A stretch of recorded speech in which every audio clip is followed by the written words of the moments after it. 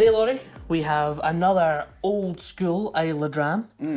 So we are revisiting Caol Ila. This is a 1990 distillate from Moon Import again. So visiting, to be honest, I've been really impressed with some of the smoky stuff we've had from these Italian imports so far. This is part of this Dreams collection where we can't decide if they're the worst labels in whiskey or the best labels in whiskey.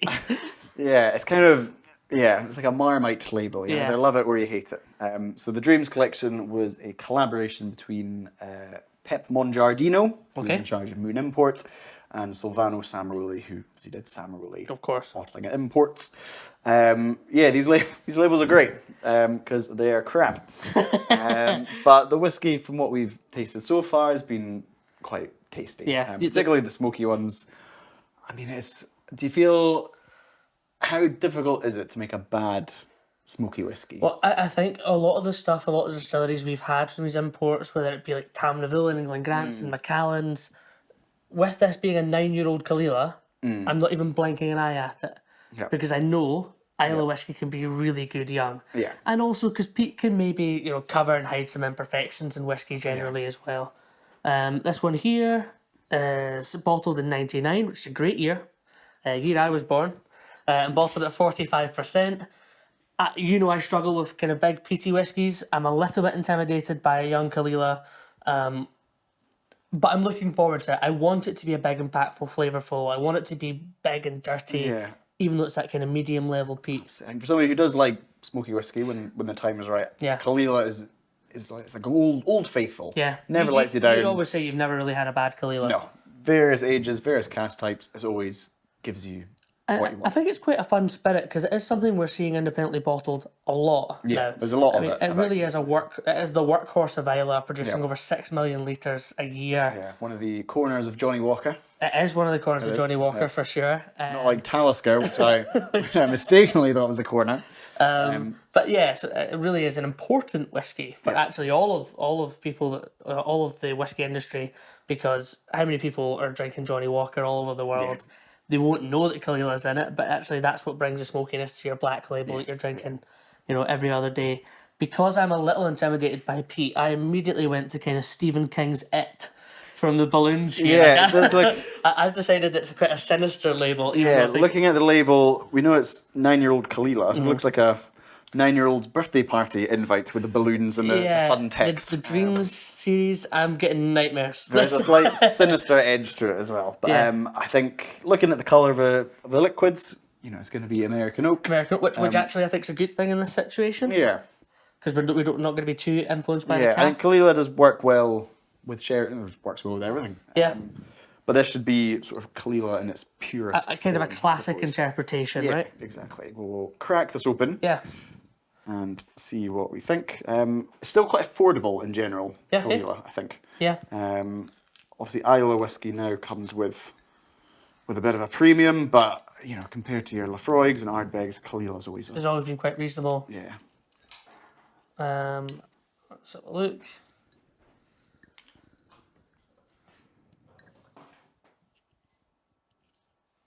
Of course, finally releasing itself. But we've had a real mixed bag with some of these old bottles. But 99 wasn't that long ago. There we go. Right. Caol Ila for you, is it one of the sort of least offensive? I'm working my way. I'm a big Bowmore fan. I'm a big Bunnahabhain fan. But working my way into peated whiskies, Caol Ila's at the next kind of natural step that I'm getting into. I think the 12-year-old's great. I think the 18, obviously the older expressions are kind of suited to me. Like I like Caol Ila 18s are great. I love the 18, I love the 25, but it's because the peat's kind of dissipating. It's becoming softer. I want this to be a bit more intimidating to me. I want this to be a bit of a punch of smoke. What do we think of the nose? Quite farmyardy. Oh yeah. Actually, reminds me of the Beevrost distillery. So it smells a bit like manure. Is what you say. Yeah, it's got a slight farmyardiness. You're in the country. Sometimes I like that if you're out in the country. That kind of smell of nature. I get what you're saying. It's kind of maybe a slightly peaty, smoky kind of herbal tea. Yeah, there's this sort of salinity to it. The back label, which we translated from Italian, is mint. Was suggested. I think there is some of that coming through. Yeah, for me.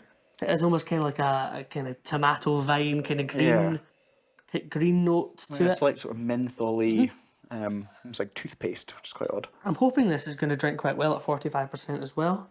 But cheers. Cheers. Let's give it a go.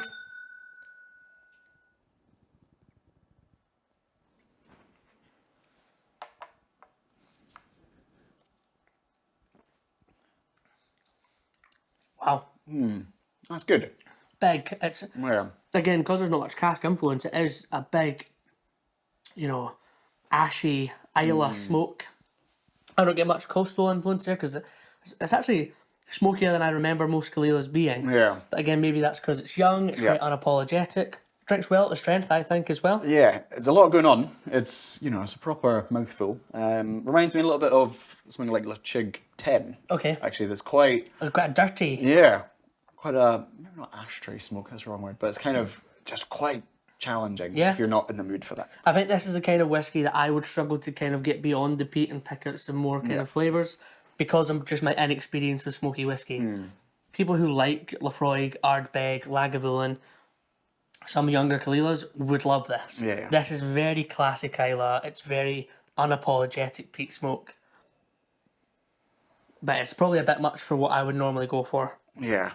Which is probably a compliment to it. I think there's a time and a place for sort of raw, rugged Islay malt like this. It's a great outdoors dram. I think for those who, play golf or go hill walking or something, this would be absolutely perfect. Out with nature, as you say. It's balanced. It's big, but it's balanced. Yeah, there's maybe, again, a little bit more kind of malty notes behind the peat. Optimistically, kind of a nuttiness or kind of biscuity. But the smoke is big, actually. Would you feel the need to add water to this? You like it as it is? I think it's fine as it is. Yeah. How about you? It's one of those things, because I'm struggling with the peat, I feel inclined to play around with it. But I don't think it'll help me. I think it'll make the whiskey bigger. Yeah. Which is kind of one of the things I'm struggling to get through. But a pleasure to go back in time, and 1990 wasn't that long ago. No, right? And I think it's nice to try whiskey from these bottlers that have this incredible reputation. Yeah. But I think a struggle that all independent bottlers have is access to quality stock. Yeah. I think there's, all bottlers will say, we only bottle whiskey that we like. I don't know if that's strictly true. Yeah. I think nowadays with how hard it is to get casks, and a lot of independent bottlers or importers or people that are presenting what Moon Import done back in the day, sometimes they can't go directly to the source, so casks are becoming more expensive. Yeah. Independent bottling used to be the affordable way to get interesting whiskey, and now it's getting up there in price as well. But this is an interesting example, and a tasty classic Caol Ila. Yeah, I think it hit the nail on the head with that one. Nice to good try dram. Yeah, and well done. Not the label designer, but well done the bottlers. Yeah, it's really tasty and what you'd want from it. Yeah. Cheers. If you've enjoyed this video, don't forget to like and subscribe for more Bevvy content. We want to hear what you think, your best whiskey experiences, the whiskies you want us to try. It's a really exciting journey we're on, so make sure to join us. Download the Bevvy app on Google Play and App Store to keep track of your whiskey journey, connect with your whiskey friends, keep track of your favourites, anything you could ever want to do with whiskey, all in one place. It's the definitive whiskey companion.